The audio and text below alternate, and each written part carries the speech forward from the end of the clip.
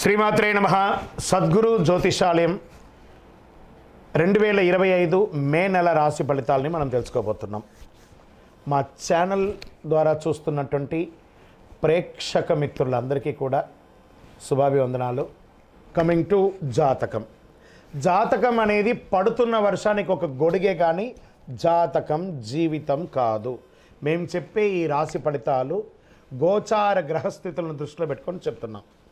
ఇది మీ యొక్క వ్యక్తిగత జీవితానికి ఒక 30% నుంచి 40% మాత్రమే వర్తిస్తుంది. మీరు పుట్టినప్పుడు ఉన్నటువంటి ఆ లగ్నము, ఆ నక్షత్రము, ఆ పాదాన్ని బట్టి మీ యొక్క సంపూర్ణ జాతకం అనేది తెలియబడుతుంది. ఇంకా జాతకం అంటే ప్రతి ఒక్కరికి కూడా నాకు ఉద్యోగం ఎలా ఉంటుంది, నాకు వ్యాపారం ఎలా ఉంటుంది, నాకు ఆరోగ్యం ఎలా ఉంటుంది, దాంపత్య జీవితం ఎలా ఉంటుంది, సంతానం ఉంటుందా, ఉద్యోగం వస్తుందా, వ్యాపారం బాగుంటుంది, ఇవే ఏదో టెన్షన్స్తోనే ప్రతి ఒక్కళ్ళం కూడా జీవిస్తున్నాం.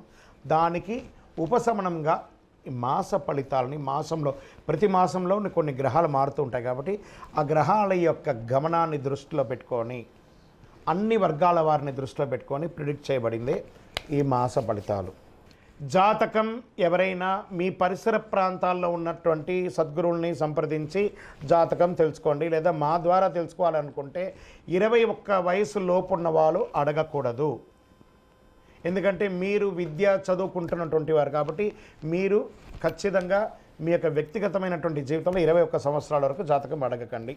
60 సంవత్సరాలు దాటిన వారు మీరు అన్నీ అనుభవించుంటారు, మంచి చెడు అన్నీ చూస్తుంటారు కాబట్టి మీకు జాతకంతో పని లేదు. అడగడానికి కూడా ఇల్లీగల్ అఫైర్స్కి సంబంధించింది ఏది అడగకూడదు. నాకు అప్పులు బాగా ఉన్నాయి జాతకం చెప్పనంటే ఎవరు చెప్పరండి. మీ అప్పులు తీసుకున్న చోట ఖచ్చితంగా కష్టపడి ఇవ్వండి. అదొకటే జాతకానికి ఉన్నది.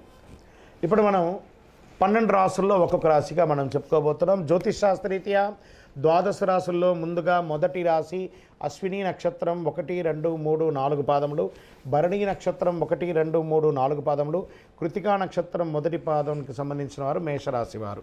ఈ మేషరాశి వారికి ఈ నెల ఎలా ఉంది?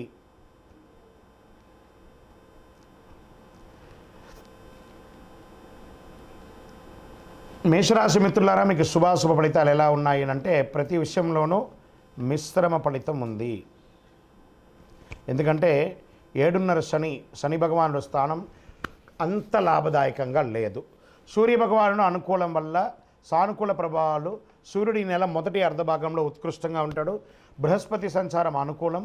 శుక్రుడు నెలాఖరు వరకు ఉచ్చస్థితిలో ఉంటాడు. 4వ ఇంట్లో బలహీనంగా కుజుడు ఉన్నాడు. దీంట్లో ఎలా ఉంటుందంటే ఉద్యోగులకి మిశ్రమ ఫలితాలు.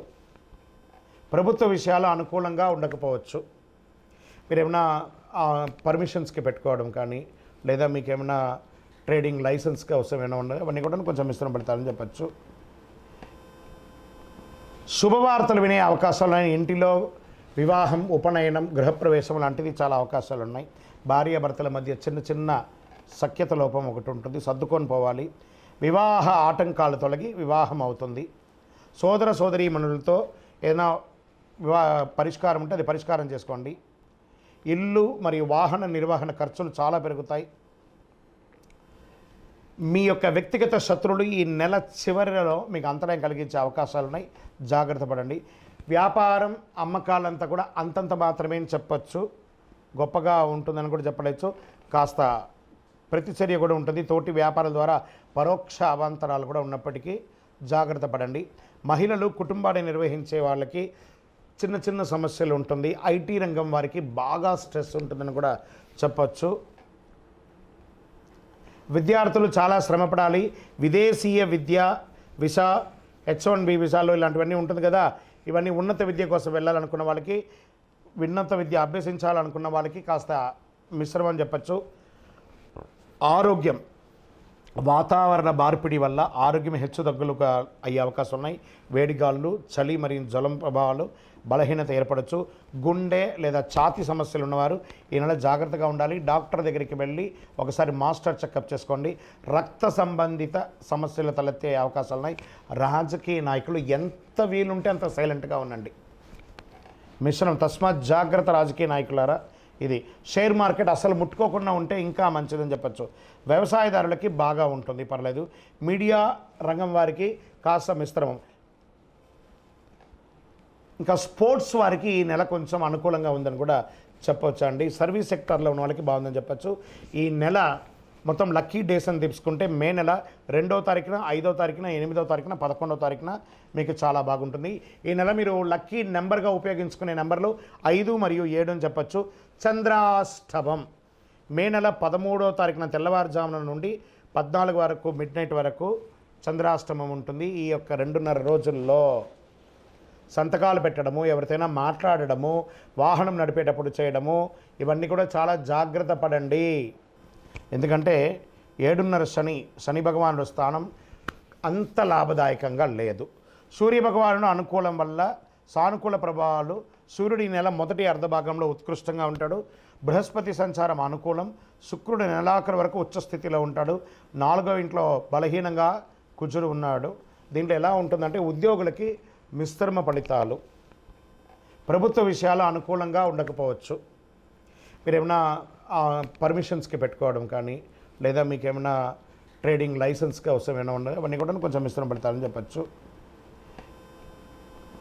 శుభవార్తలు వినే అవకాశాలు ఉన్నాయి. ఇంటిలో వివాహం, ఉపనయనం, గృహప్రవేశం లాంటివి చాలా అవకాశాలు ఉన్నాయి. భార్యాభర్తల మధ్య చిన్న చిన్న సఖ్యత లోపం ఒకటి ఉంటుంది, సర్దుకొని పోవాలి. వివాహ ఆటంకాలు తొలగి వివాహం అవుతుంది. సోదర సోదరీమణులతో ఏదైనా పరిష్కారం ఉంటే అది పరిష్కారం చేసుకోండి. ఇల్లు మరియు వాహన నిర్వహణ ఖర్చులు చాలా పెరుగుతాయి. మీ యొక్క వ్యక్తిగత శత్రువులు ఈ నెల చివరిలో మీకు అంతరాయం కలిగించే అవకాశాలు ఉన్నాయి, జాగ్రత్త పడండి. వ్యాపారం, అమ్మకాలంతా కూడా అంతంత మాత్రమే చెప్పచ్చు, గొప్పగా ఉంటుందని కూడా చెప్పలేచ్చు. కాస్త ప్రతిచర్య కూడా ఉంటుంది. తోటి వ్యాపారాల ద్వారా పరోక్ష అవాంతరాలు కూడా ఉన్నప్పటికీ జాగ్రత్త పడండి.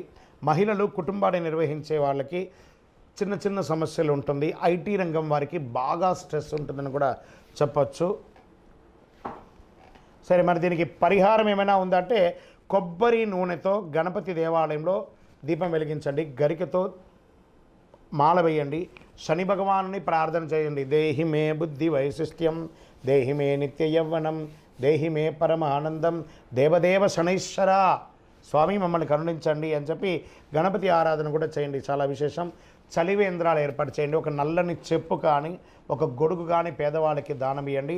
అందులోనే మీకు 7.5 శని ఉంది కాబట్టి ఇంకనూ మీకు సకల దోషాలు తొలగడానికి 7.5 శని యొక్క శని భగవానికి ప్రీతి అయినటువంటిది చంద్రకర్ర. చంద్ర అనే కరుంగాళి అంటారు. ఈ కరుంగాళి మాలను ధరించండి. సంపూర్ణమైనటువంటి ఆరోగ్యం, ఐశ్వర్యం, గ్రహదోషం అన్నీ కూడా తొలగి ఆనందంగా ఉంటారు. ఇంకనూ దోషాలు తొలగడానికి మీ వయస్సు ఎంత ఉందో అన్ని దీపాలను దేవాలయాల్లో వెలిగించి అనుగ్రహం పొందండి. మీ ఇష్టదైవం కులదైవ ప్రార్థన చేయండి. విజయోస్తు.